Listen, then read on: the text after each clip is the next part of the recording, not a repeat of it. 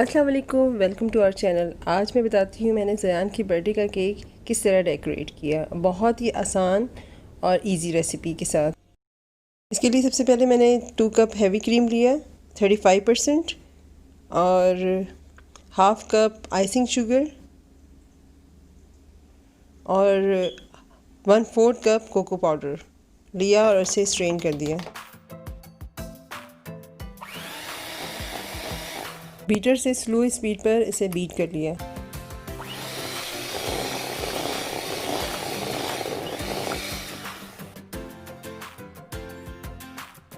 इसकी कंसिस्टेंसी इतनी होनी चाहिए कि ये नीचे ना गिरे।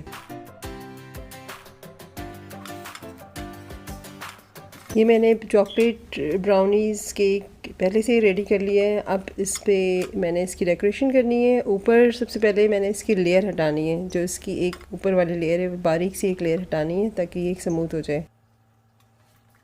और चॉकलेट को दरमियान से आधा कर लिया है धागे की मदद से या फ्लक्स की मदद से।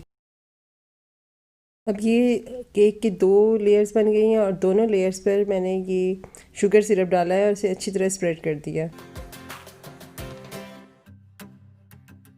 और एक ये जो नीचे वाली लेयर है उसके ऊपर ये जो मिक्सर हमने बनाया था उसको अच्छी तरह स्प्रेड कर दिया। अब इस मिक्सर पे दूसरी लेयर रखनी है चॉकलेट केक की।